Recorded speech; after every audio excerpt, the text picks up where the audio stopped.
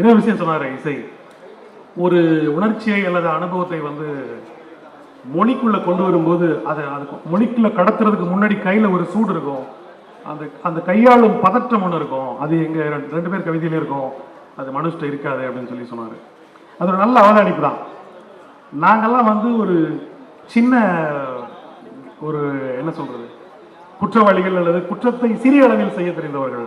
அவர் Don, அவருக்கு வந்து கையெல்லாம் நடுங்காது.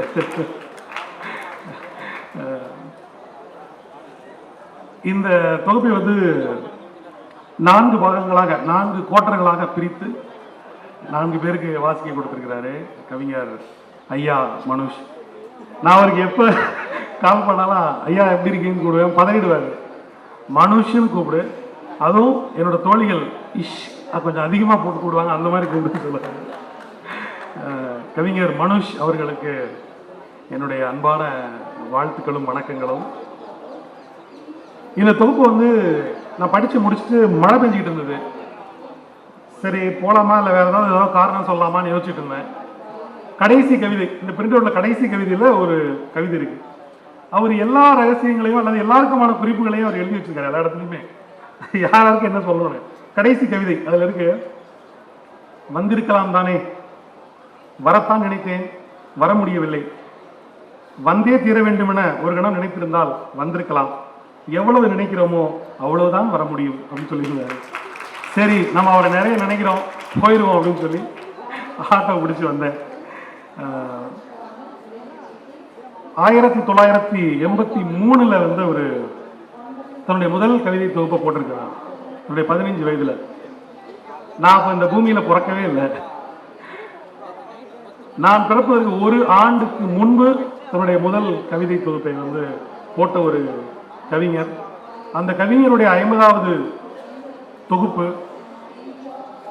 அந்த மேடையில் நானும் இருக்க வேண்டும் என்று அவர் நினைத்ததற்கு நான் உண்மையினுடைய பெரிய அன்பை அவருக்கு நான் சொல்லிக்கொள்ள கடமைப்பட்டிருக்கிறேன். 11,000 சொச்சம் கவிதைகள் என்பது உண்மையிலேயே மலைக்கு வைக்கும் ஒரு விஷயம்தான். ஒரு பெரிய உடைப்பை செய்திருக்கிறாருன்னு தான் பார்க்கணும். ஏன்னா நான் எழுத வந்த காலகட்டத்தில் 68 பக்கம் தான் ஒரு தொகுப்புங்கிறது பைபிளில் வந்து இல்லாத ஒரு வரி, அவ்வளவுதான். ஆனா அது நவீன இலக்கியத்தில் ஒரு ஒரு பெரிய நீதியாக இருந்தது. 68 பக்கம் தான் கவிதை தொகுப்புகள் இருக்கணுங்கிறது. இப்பவும் கூட நிறைய பேருக்கு அது இருக்கு. எனவே ஒரு கவிஞன் யோசிக்கிறான், ஒரு ஆண்டுல ஓகே 68 பக்கத்துக்கு இன்னும் ஒரு 4 கவிதை தான் எழுதணும், இவ்வளவுதான். ஒரு ஒரு மூளையே வந்து ஒரு செய்தியால் கட்டுப்படுத்தப்பட்டிருந்தது. ஆனால் இன்னைக்கு மனுஷ் முன்வைத்திருக்கிற சவால் வந்து புதிதாக எழுத வருகிற ஒரு பெரிய மனதை திறந்து வைத்திருக்கிறது சொல்லலாம். ஒரு முக்கியமான விஷயம் தமிழ் கவிதை சூழல்ல. மனுஷனுடைய மிக முக்கியமான குறிப்பிடத்தக்க விஷயங்களை சொல்லணும் அப்படின்னா,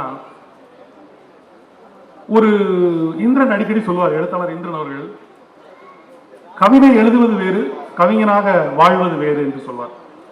அவர் சொன்னார் இல்லையா, அவர் பதில், நான் பார்ட் டைம் கவிஞன் கிடையாதுன்னு சொன்னார் இல்லையா, அதனுடைய வேற ஒரு விஷயம் தான்.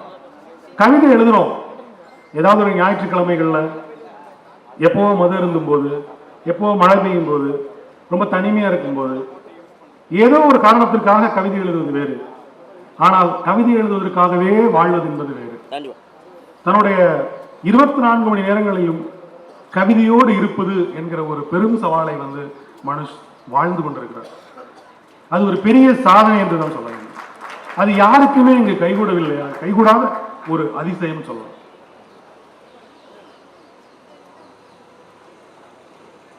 இன்னொரு ஆச்சரியமான விஷயம், யாருக்குமே கிடைக்காத விஷயம் கூட சொல்லலாம், மனுஷ் தான் அதை நிரூபிச்சிருக்கிறார். என்னன்னா, கவிதைகளால் ஒருவர் இவ்வளவு மனிதர்களை பெற முடியுமா, இவ்வளவு பரிசுகளை பெற முடியுமா, இவ்வளவு அன்பை பெற முடியுமா, இவ்வளவு முத்தங்களை பெற முடியுமா, இவ்வளவு அணைப்புகளை பெற முடியுமா என்பது ஆச்சரியமாக இருக்கிறது. உண்மையில் கவிஞர்களுக்கு ஒரு பெரிய வழிகாட்டி. இன்னொரு பெரிய சவால் கவிதை உலகில், கவிதைக்கான பிரத்யேகமான அனுபவங்களும் உணர்ச்சிகளும் பொருள்களும் இருக்கு அப்படின்னு நம்பிக்கிட்டு இருந்த ஒரு தமிழ் கவிதை சூழல்ல பார்க்கிற அனைத்திலுமே கவிதை இருக்கிறது. பாரதியினுடைய வரியை போல பார்க்கிற திசைகள் எல்லாம் அவருக்கு கண்ணமா தெரிந்ததை போல பார்க்கும் திசைகள் எல்லாம் கவிதையை பார்க்கிற ஒரு கண் மனுஷிடம் இருக்கிறது. அது ஒரு பெரிய அற்புதம். கவிதைகள் எளிமையாக்குறத பத்தி இசை சொன்னான். நவீன கவிதைகளிலேயே ரொம்ப எளிமையாக எழுதி கொண்டிருப்பவன் இசை என்று சொல்வார்கள். அவனே எளிமையாக இருக்கிறது என்று சொல்கிற அளவுக்கு அது அவ்வளவு எளிமையாக அந்த கவிதையை ஒரு கையாண்டிருக்கிறார். ஏனெனில் ஜனநாயகப்படுத்துகிற ஒரு அரசியல் பூர்வமாக சொல்ல வேண்டும் என்றால் கவிதை என்பது எல்லோருக்குமானது என்பதை தன்னுடைய கவிதைகளின் மூலமாக அவர் நிரூபித்திருக்கிறார். மிகப்பெரிய அளவில் ஜனநாயகப்படுத்தியிருக்கிறார் சொல்ல முடியும். இன்னொரு மிக முக்கியமான விஷயம் கவிதைகள்ல நவீன வாழ்க்கையினுடைய நாம் தவறவிட்ட எல்லா மீச்சிறு தருணங்களையும் அவர் கவிதையாக்கிட்டு இருக்கிறார். நாம் ஒரு அற்புத தருண கவிதை நிகழ்வதற்காக அல்லது கவிதை எழுதுவதற்காக ஒரு பெரிய அற்புதமான சம்பவமோ உணர்ச்சியோ ஏதோ ஒன்று நிகழ்வதற்காக ஒரு கவிஞன் காத்திருக்கிறார். ஆனா எல்லோரும் தவறவிட்டு செல்கிற ஒன்றிலிருந்து மனுஷ் ஒரு கவிதையை உருவாக்குகிறார். கிராமத்தில் நாங்கள் வயல்களை அறுத்து கட்டும் போது தப்பு கதிர்கள் என்று சொல்லுவாங்க. கதிர் கட்டும் போது ஒரு சில கதிர்கள் மிஞ்சிடும், அது கிடக்கும்.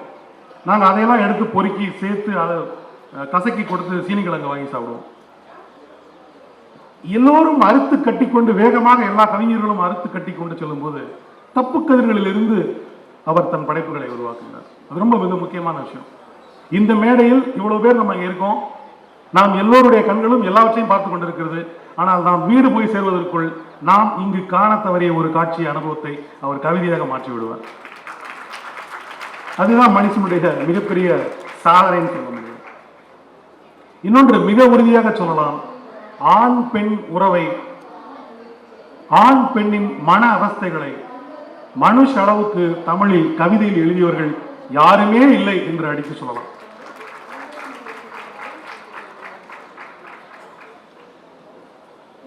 மிக நுட்பமான நம் எல்லோருக்கும் அன்றாடம், இங்க சிவபாலன் இருந்திருந்தார், இப்ப இல்ல, உளவியல் மருத்துவர். நம் எல்லோருக்குள்ளும் கேள்வி இருக்கிறது. உறவு நிலைகளை பற்றிய, அன்பை பற்றிய, காதலிகளை பற்றிய, மனைவியை பற்றிய, அண்ணன் தங்கை என நம் வாழ்க்கையில் இருக்கின்ற எல்லா உறவுகளை பற்றி எவ்வளவோ கேள்விகள் இருக்கின்றன. எல்லா கேள்விகளுக்கும் கடினமான முடிச்சுகள் நிறைந்ததை போல இருக்கிற ஒரு 100 முடிச்சு இருக்கிற ஒரு நூல்கண்டை போல நம்ம வாழ்க்கையை நினைச்சிட்டு இருக்கும்போது மனுஷ் தன்னுடைய ஒரு கவிதை வரியால அதை சட்டுன்னு எல்லா முடிச்சுகளையும் அவிழ்த்துருவார். அப்படி நிறைய மனிதர்களுக்கு நடந்திருக்கிறது, எனக்கும் கூட நடந்திருக்கிறது. ஒரு கட்டத்தில் தமிழில் மனுஷ் ஒரு பெரிய உளவியல் மருத்துவரை போல, ஒரு மாந்திரிகனை போல அவர் இருந்துட்டு இருக்கிறார். சங்க இலக்கியத்தில் வெறியாட்டு செய்கிற வேலன் என்கிற ஒரு பாத்திரம் உண்டு. ஆதியில் கவிஞன் என்பவன் மந்திரவாதியாகத்தான் இருந்தான். அதை நினைவூட்டும்படி மனுஷ் ஒரு மந்திரவாதியாக, ஒரு உளவியல் மருத்துவராக தன் கவிதைகளின் மூலம் இருக்கிறார். இன்னும் சொல்லணும்னா, காலையில டாஸ்மாக் டைம் கொஞ்சம் தள்ளி வச்சாங்க இல்லையா, டாஸ்மாக் கடை திறப்பதற்காக வாசலில் காத்திருக்கின்ற பலரை போல மனுஷ் இன்னைக்கு என்ன கவிதை போடுவாருன்னு காத்துட்டு இருந்த, சோசியல் மீடியால காத்துட்டு இருந்தாங்க நிறைய பேர். எனக்கு தெரியும், எல்லோரும் போடுவாங்க. அவர் கவிதை போட்ட அடுத்த நிமிஷம், சார் எப்படி சார் என் வாழ்க்கையை பார்த்தீங்க, எப்போ சார் இதை கண்டுபிடிச்சிங்க, எப்படி சார் தெரியும் நாங்கள் எப்படி அவஸ்தையில் இருக்கணும், இது எனக்கு நடந்தது சார். ஒரு 100 பேர் 200 பேர் கீழே போடுறாங்க. அவருடைய முதல் கவிதை தொகுப்பு என் படுக்கை அறையில் யாரோ ஒளிந்து கொண்டிருக்கிறார்கள் அப்படிங்கிறது டைட்டில். ஆனால் இன்று எல்லோருடைய படுக்கை அறையிலும் அல்லது எல்லோருடைய வீட்டிலும் அல்லது எல்லோருடைய அந்தரங்களிலும் அவர் ஒளிந்து கொண்டிருப்பது போல நமக்கு பயமாக இருக்கிறது. ஏனால் எல்லாருடைய அந்தரங்க செதுக்குகளையும் அவர் கவிதையாக எழுதி விடுகிறார். இல்லையே, இது இன்னைக்கு ஈவினிங் தானே என் ஹஸ்பண்ட் இப்படி ஒரு வார்த்தையை சொன்னேன், அப்படி எப்படி அவர் கவிதையாக்குனாரு அப்படின்னு எல்லாம் ஆச்சரியப்படுறாங்க. அதுபோல ஒரு வாழ்வின் மீச்சிறு தருணங்களை மிக நுட்பமாக அழகியலாக எழுதி கொண்டிருப்பதில் மனுஷுக்கு நிகர் வேறு யாருமே இல்லை என்று சொல்கிற அளவு அவர் இந்த வாழ்வை அவதானித்திருக்கிறார். வெப்சைட் அப்படிங்கிற ஒரு விஷயம் அந்த காலகட்டத்தில் சிற்றிதழ்கள் பரப்புல இருந்து ஜெயமோகன், எஸ்ரா, சாரி நிவேதாங்கிற 3 பேர் அந்த வெப்சைட் என்கிற ஒன்றை வைத்து ஒரு மிகப்பெரிய பாய்ச்சல் நிகழ்த்தினார்கள். அதே போல சமூக ஊடகம் என்கிற இந்த ஃபேஸ்புக், ட்விட்டர், இன்ஸ்டாகிராம் போன்ற இந்த சமூக ஊடகங்களை மிகப்பெரிய அளவில் கவிதை மயப்படுத்தியதில் மனுஷுக்கு ஒரு பெரிய பங்கு இருக்கு.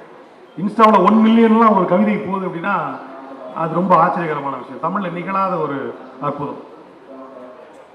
இன்னும் சொல்லப்போனா ஃபேஸ்புக்ல ஒரு பெரிய தன்னுடைய கவிதைகளால் ஒரு பெரிய ஆலமரம் போல அல்லது ஒரு பெரிய குடை போன்ற அவரை விரித்து விட்டார்.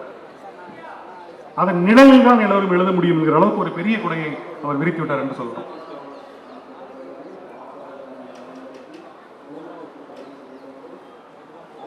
ஒரு குறுஞ்சித்திரமாக மனுஷன் என்ன செஞ்சிருக்கார் அப்படின்னு சொல்லணும்னா, இந்த வாழ்க்கையில் என்னென்ன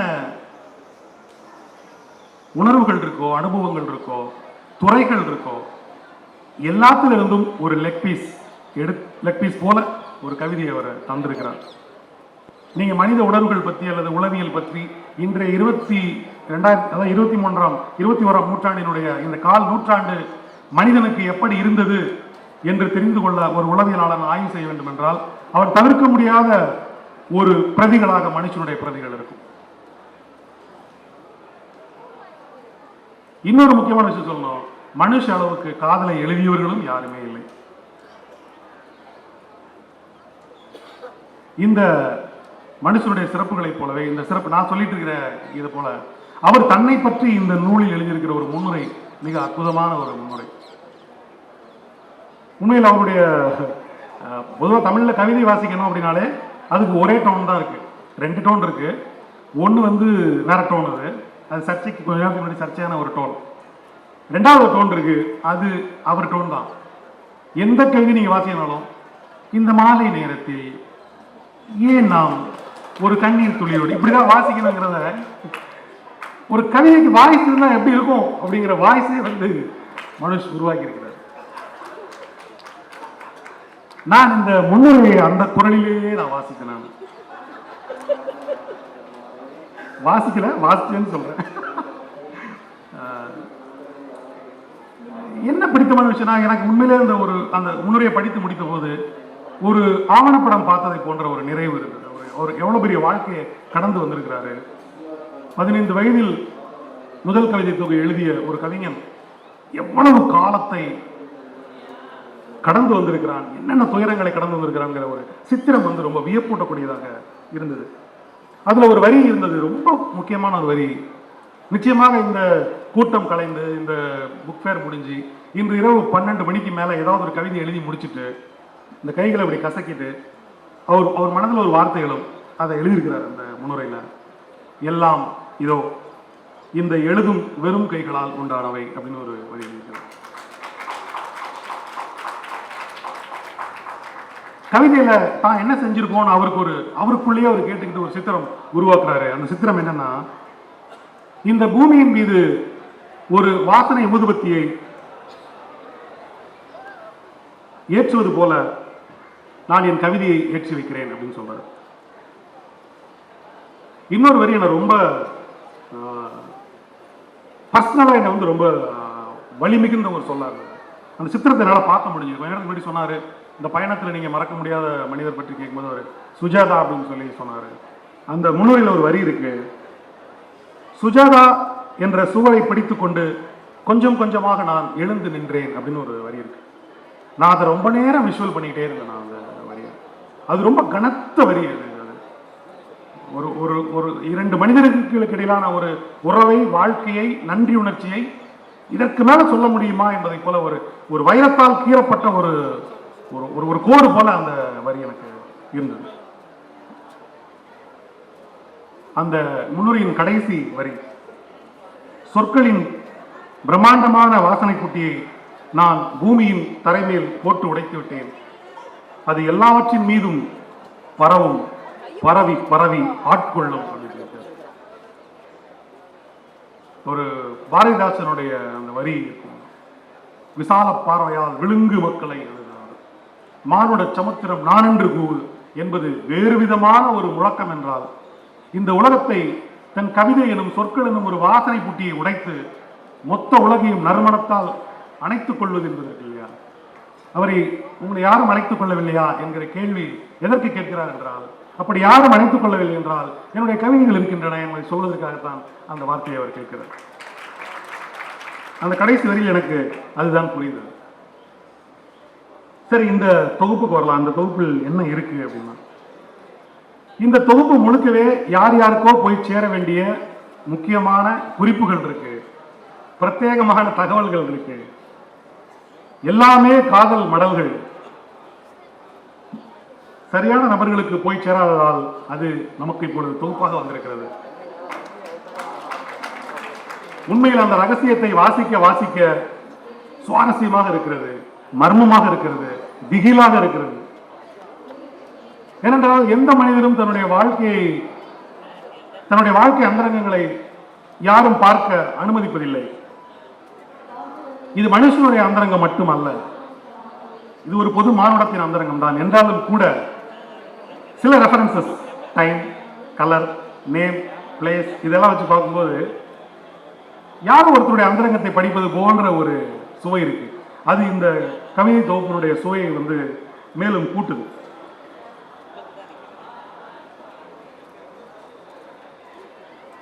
கவிதை உலகத்தில் என்ன செஞ்சிருக்காரு அப்படின்னு சொல்லும்போது ஒரு சின்ன படிமம் தோன்றி, உதிரிப்பூக்கள் படத்துல கடைசியா விஜயனை ஆத்துக்குள்ள இறக்குவாங்க. அவ விஜயன் சொல்லுவாரு, நான் உங்க எல்லாரையும் என்னைய மாதிரி மாத்திட்டேன்ல அப்படின்னு சொல்லுவாரு. அது போல மனுஷ் எல்லோரையும் தன் போல மாற்றி கொண்டிருக்கிறார். நான் பாசிட்டிவா சொல்றேன். மற்ற தொகுப்புகளை காட்டிலும் இந்த தொகுப்பை நான் சொல்ல வேண்டும் என்றால் ரொம்ப பர்சனலான ஒரு தொகுப்பா இருக்கு. அப்படிதான் எனக்கு இந்த தொகுப்பை புரிஞ்சுக்க முடிஞ்சது.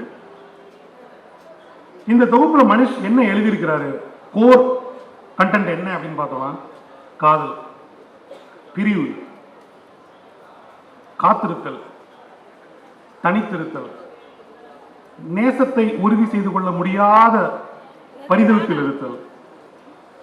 இசையோட ஒரு வரி இருக்கும், என் தலையை நானே அறிந்து என் மடியில் போட்டுக்கொண்டு ஓதி விடுவது. அது போன்ற கவிதைகள். ஏமாற்றப்படுதல், கைவிடப்படுதல், தானாகவே விரும்பி ஏமாறுதல். இன்னொன்று, அயராது ஓடிக்கொண்டே இருக்கின்ற ஒரு மனிதனின் களைப்பு இந்த கவிதைக்குள் நிறைய இருக்கு. இன்னும் சொல்லப்போனா ஒரு ஞாயிறு திங்கள் பற்றிய ஒரு அங்கலாய்ப்பு, ஞாயிறிலிருந்து திங்களை நோக்கி ஓடுகிற ஒரு பரிதவிப்பு இந்த கவிதை முழுக்க இருக்கு. ஒரு சில கவிதைகளை மட்டும் வாசிச்சு நான் என்னோட முடிக்கிறேன்.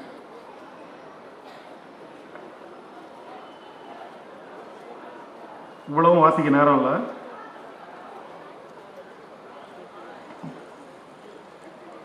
பொதுவான துயரங்களில் இருந்து ஒரு கவிதை, 3 வரிதான். ஆனால் எல்லோரும் அனுபவிக்கிற, ஆனால் கவிதை வரியாக மாற்றாத ஒன்று.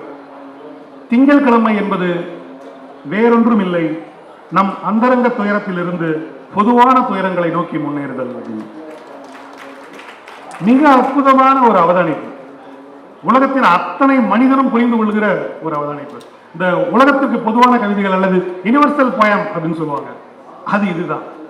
எல்லோருக்கும் பொருந்துகிற, எல்லா கலாச்சாரத்தில் இருக்கவங்களுக்கும் பொருந்துகிற, எல்லா உலகத்தில் இருக்கும் மனிதர்களுக்கும் பொருந்துகிற ஒரு கவிதை. நான் மீச்சிறு தருணங்களின் கவிஞன் மனுஷ் என்று நான் அடிக்கடி சொல்வேன். உண்மையில் மீச்சிறு தருணங்களை அவர் எப்படி கவிதையாக்குறாரு என்பது அப்படிதான். ஒரு இடத்துல சொல்றாரு, பயன்படுத்தாதீர்கள். அதுக்கு முன்னாடி வேணா ஒரு என்னைன்னு ஒரு வார்த்தை வச்சுக்கலாம். என்னை பயன்படுத்தாதீர்கள், நானே எதற்காவது பயன்படுவேன். அவ்வளவு வெளிப்படையாக பொறுமை இல்லாமல் என்னை பயன்படுத்தும் போது ஒரு தவறுதலான தொடுதலை போல பதற்றமாகி விடுகிறது அப்படின்னு சொல்றாரு. ரொம்ப பயன்படுத்தாதீங்க, வெயிட் பண்ணுங்க, இதுக்காக நான் உங்க வாழ்க்கையில பயன்படுவேன். நீங்க ரொம்ப அப்ராப்ரியேட்டா நீங்க என்னை பயன்படுத்தும் போது ரொம்ப ஒரு பதற்றமா இருக்கு அப்படிங்கிறது. இது எல்லோரும் வாழ்க்கையில் அனுபவித்த ஒரு உணர்ச்சி தான். ஆனால் அது ஒரு கவிதையாக மாறும்போது அது ஒரு பெரிய ஒரு பிலாசபி டோன் அதில் உருவாகும்.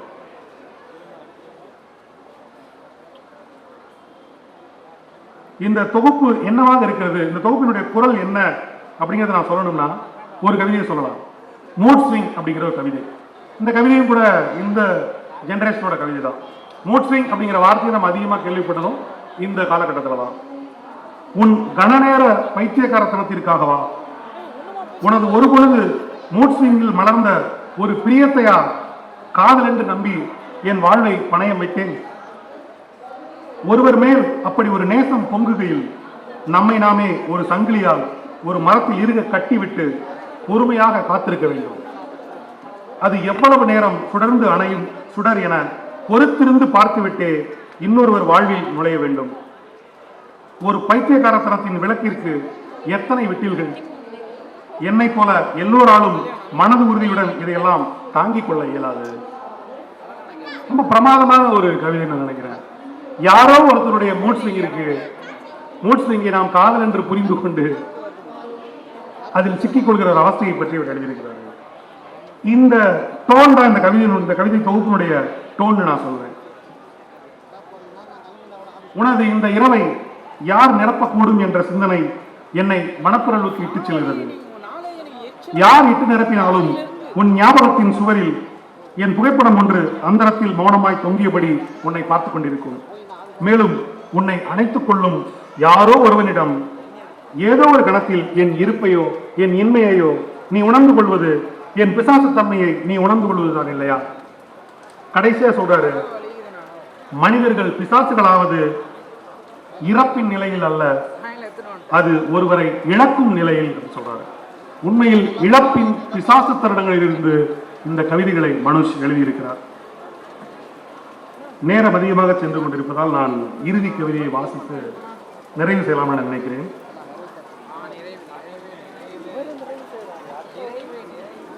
மனுஷனுடைய மொத்த கவிதை உலகத்தையும் நாம் பேச வேண்டும் அல்லது அதனுடைய குரலை கேட்க வேண்டும் என்றால் இந்த கவிதையை நாம் கேட்கலாம்.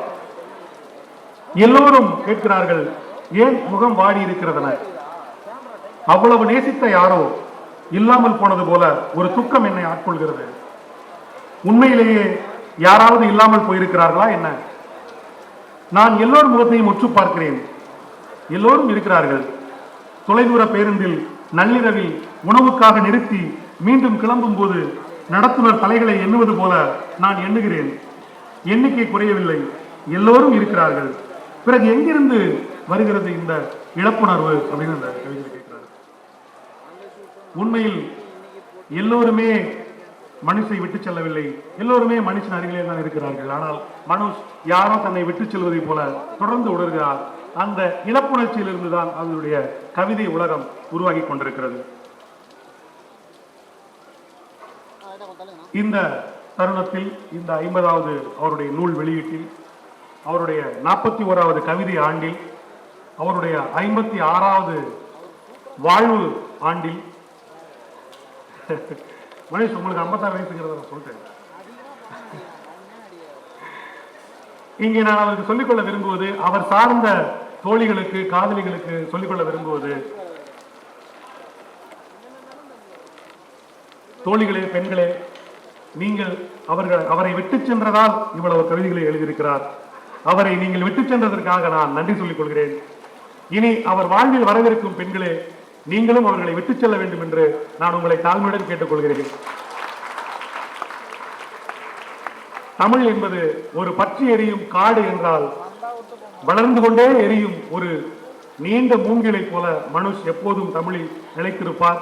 அவருக்கு என் அன்பு வணக்கம்.